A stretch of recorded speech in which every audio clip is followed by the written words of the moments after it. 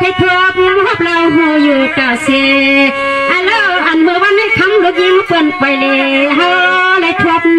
กันนอพี่น้องเนี่ยจมยาวเตี้ยน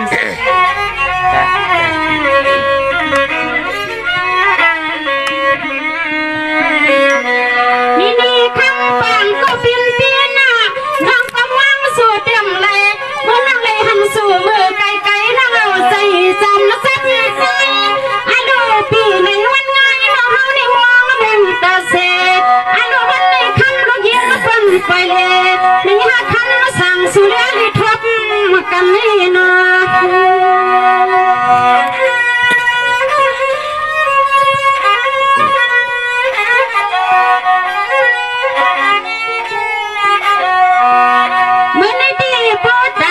พี่สวรรค์สมหวังวัดเดือปีเมื่อตานา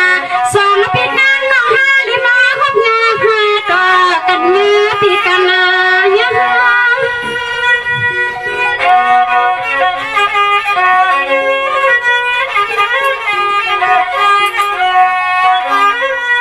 ฮัลโหลปาลาก็วันนี้สุปีมาเขาหาลูกเลี้ยงลูกล้อฮาปีวา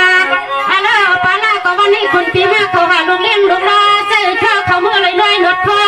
ตีหันตีคำพี่สายหีฟันเสียงสามทำพี่เขารู้น้อยอย่าผิดซะในใจนาคำปากคนเปียวอย่าผิดซะในใจนาพี่น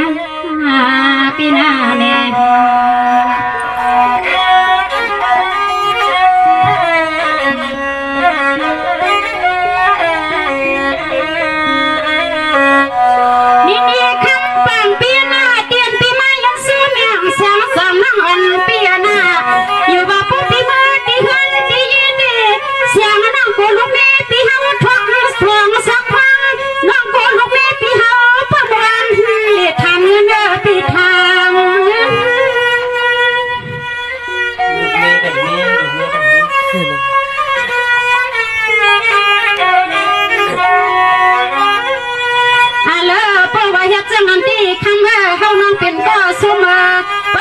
ตีกันตีเย็นน้องก็ลูกมีปีเฮาเขาเมื่อละเอาเม็ดเดียว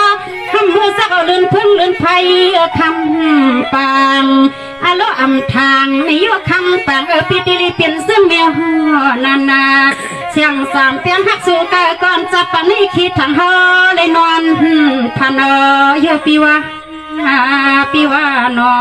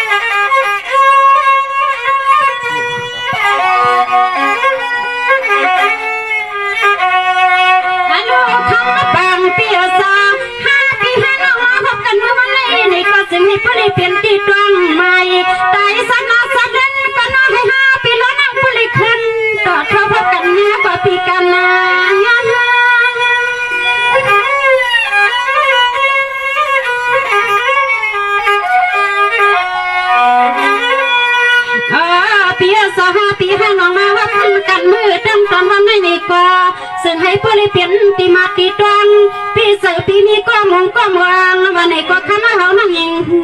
คำเปลี่ยนก็ตกปลาเลือนลังเฮาคำเปลี่ยนก็ตกปลาเลือนลังก็ปีนอ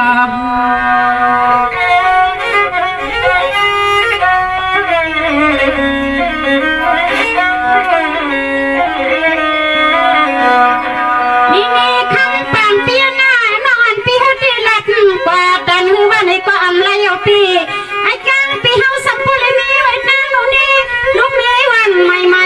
ปลาก็คำลูกนี้ปีเฮานี่ใส่ใหญ่สูปีว่าถ้าดังโยนี่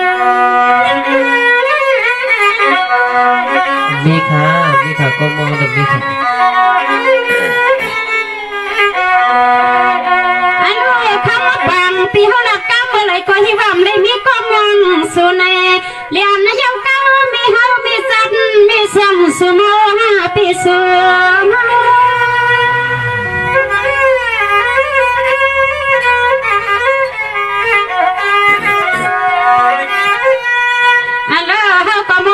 คนปีเขาได้เตรียมเมื่อปีป้นวันป้นเลือนป้นมาเนาะปีคำปานอำทางเสียงปีตานั่งปีฮบยาหากันนาเสียงน้องยิงปีมทางเตะเลยทบหันลวงให้ลวงให้เนาะ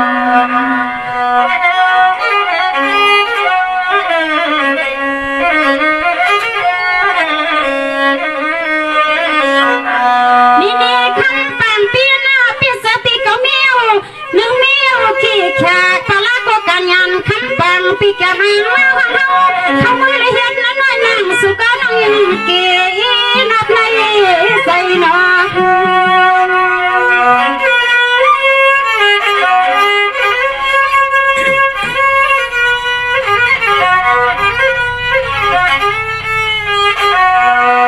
ฮัลโหลคำปังหังลีนานกี่เขียวปังใส่เสียงนั่งหันเพื่อนั้นเป็นวันนี้นี่ดีคำเสียงน้องตัวเสียงเสียงข้อคำสั่งเขาเลยหันซ้ายปีหันหน้า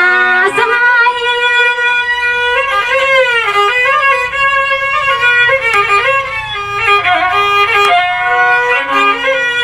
อันละป้าว่าไว้ก่อน5 ปีน้องยันก็ตังที่นางก็ปางอันละเสียงนั่งมึงคำขึ้นก็คิดได้มึนเทียงตานั่งมือปางเสือปีคำปังยำในหัว